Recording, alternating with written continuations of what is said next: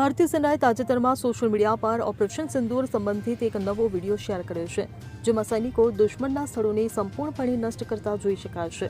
Video સાથે સેનાએ લખ્યું, યોજનાબદ્ધ, તાલીમબદ્ધ અને કાર્યકર્યો ન્યાય થયો।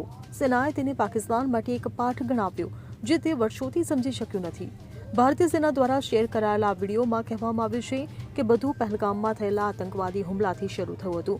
આ બદલો લેવાનું કૃત્ય નહોતું, પણ આતંક સામે ન્યાયનું કૃત્ય હતું।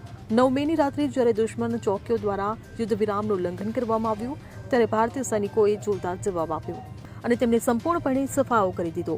સેનાની આ બદલો લેવાની કાર્યવાહી 6-7 મેની રાત્રે શરૂ થઈ ગઈ હતી, જેને ઓપરેશન સિંદૂર નામ આપવામાં આવ્યું હતું। આ ઓપરેશન હેઠળ પાકિસ્તાન અધિકૃત કાશ્મીરમાં હાજર 9 મોટા આતંકવાદી ઠેકાણાઓને ચોક્કસ નિશાન બનાવીને સંપૂર્ણપણે નાશ કરવામાં આવ્યા હતા। આ મિશનમાં 100થી વધુ આતંકવાદીઓ માર્યા ગયા હોવાની પુષ્ટિ થઈ છે। Bureau report, CN24 news. હવે જુઓ દેશ દુનિયાની તમામ ખબરો તમારી આંગળીના ટેરવે।